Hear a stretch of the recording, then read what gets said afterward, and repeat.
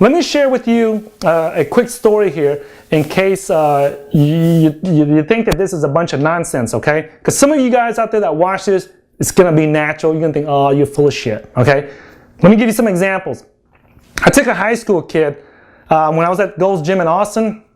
The high school kid was pitching a ball at like 78, I think it was, 78 miles an hour. We had a radar gun there, you know, and I had him throw the ball in the, we actually went inside. We had an indoor basketball court, and at the end of the basketball court, we had all these rubber, you know, those mats that's on the walls. When people run into it playing basketball, they don't hurt themselves. They don't run into the concrete wall. They run into that cushion mat instead. So I had him stand at one end of the gym, and I was at the other end with the radar gun, and I had him throw like pitch a dozen balls. And throw a dozen balls at the mat, okay, inside the gym. And he was throwing it, and the fastest that he could throw the ball was at like 78 miles an hour, okay? Now what happened was we recorded that, and then I started to show him how to align his arcs correctly and how to prep his human body to throw that ball and how to initiate force correctly. And by doing that, he was able to increase the acceleration of the ball, right, and be able to generate more force. Now remember, he weighed like 155, 160 pounds, okay, at most. So, you know, the time it takes for me to increase his mass, he was just a senior in high school. So yes, I can increase his mass and everything, but that takes a long time. And plus, there's a limitation to how big he can get. So I focus mostly on this right here while getting him bigger and stronger. I focus on his acceleration by doing some of these right here. And I think it took like a week, and we increased his throwing from 78 miles an hour to like, I think it was 86 or 87 miles an hour. That is a very significant amount of improvement in such a very short period of time. And you know what? He's going to get better at it. It doesn't matter how old he gets, right? Unless he's like in his 60s and his 70s or something like that. Yes, okay? But for most of, you know, the time, he's going to be able to keep improving his throwing and his speed and everything, right? Because of this. The other thing too was that he was trying to go out for to get on the baseball team at Purdue, or one of the Division 1A colleges to play baseball, right? And he went out to some tryout, some camp out in Florida, and he's able to steal like 5 bases, okay? He played shortstop, by the way. He's able to steal 5 bases simply because he took the initiating force concept that I showed him and how to prep his body to steal bases, and I taught him how to read the arcs in the pitcher so that he can tell when the pitcher can actually turn around. See, like when you look at a pitcher, you might think, oh, you know, if I try to steal a base, he's going to throw me out, right? Not exactly. If you know how his arcs are lined up and how his body's prepped and where his initiating force comes from, you have a huge advantage because you know if I take off right now and try to steal a base, there's no way in the world that he's going to be able to turn around and throw me out on time. Because by the time he aligns his arcs, preps his body, and initiates force to throw the ball at me, I'm already halfway there or I'm almost there already, okay? So it's a huge advantage. It was the first time in his life he stole like 5 bases in one baseball game. And I don't know, I think that the people at Purdue or something was trying to recruit him to go play for them. Anyway, I haven't trained him, you know, much after that, so he's on his own. But I just want to share that with you. Another example I want to share with you is during Troy Aikman, when he was playing for the Dallas Cowboys, at the peak of his career, he had several centers that for the Dallas Cowboys that would center for him. There was one guy, I forget what his last name was. He was a backup center to Troy Aikman, okay? And I shared with him some of the prepping and some of the initiating force. Now keep in mind he's retired, okay? And this gentleman is like, I'm 5'11". When I look at this center for the Dallas Cowboys, this backup center, he was like, I don't know, 6'7", 6'6". I don't know, I gotta look up like this to talk to the guy, okay? And he weighed like 335 pounds, man. This guy can stand in front of me and you won't even see me behind him no more, okay? That's how big this man was, okay? And I met him at a trade show one time, and we got a chance to talking about sports performance. And one of my coworkers, who was a former Rangers baseball player, shared with him that, you know, I specialize in this. So we got to talking and everything with the backup center for the Dallas Cowboys. And I shared with him some of this stuff, and he was asking me like, okay, so how would you stop someone that's 350 pounds running at you, right? So I showed him how to look at an opponent and watch where his arcs are at, how to prep him and everything. And I did some examples of it, and he was shocked. He was shocked at the arcs, how the arcs work, how prepping, how initiating force works.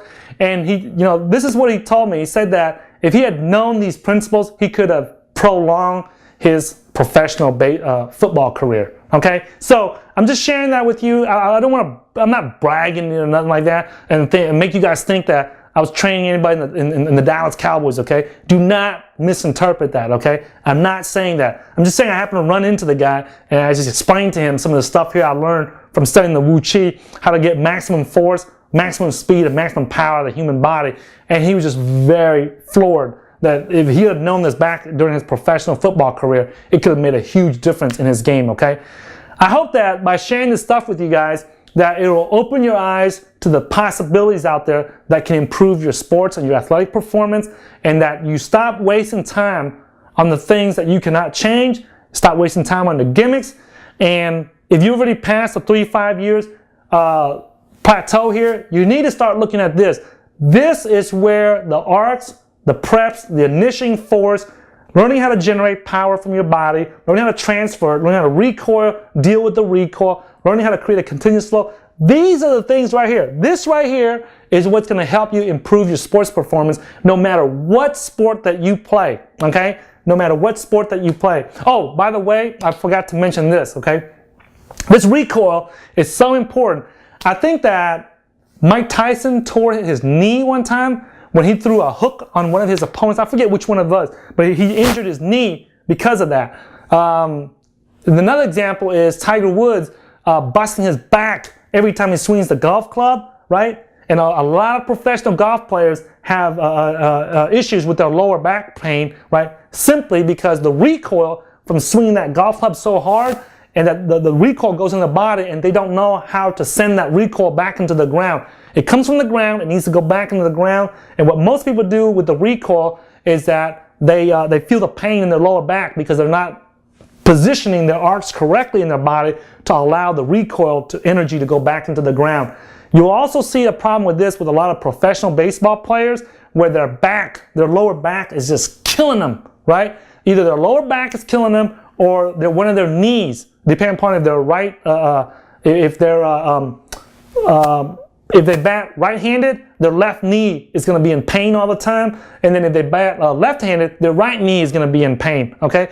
The pain in the in the knee or in the lower back is a clear indication that the recoil energy is not being sent to the right place and is being absorbed in the lower back and the knee, and that's what's causing it, okay? I just want to mention that to you so that if you are experiencing any of those pains that I told you in your lower back or your knee, things like that, you will know it's because of this. Is that you're not aligning your arcs correctly so that the recoil energy is going back into the ground instead of being absorbed by the human body, okay? So, again, guys, I appreciate you watching this video, and I really hope that this answers a lot of your questions on how to improve your sports performance, right? And I hope that you spend some time taking a look at this and review this video so that you can really, really be able to improve whatever sport that you're playing, right?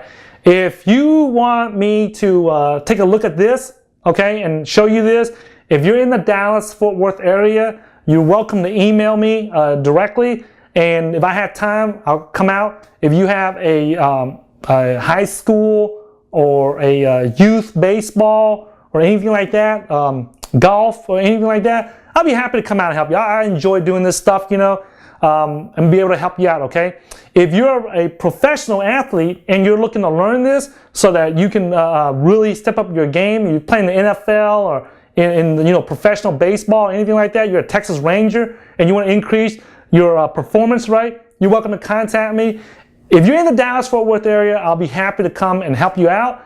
If you're in other states, what you need to do is you need to take a clear HD video of you swinging the baseball bat or swinging the golf club, or how you are lined up at the line for the football, or how you're striking, punching, kicking, and I'll review it in slow motion, and I'll make some commentary on it, and I'll share it with everybody, and I'll show you where your arc's not lined up correctly.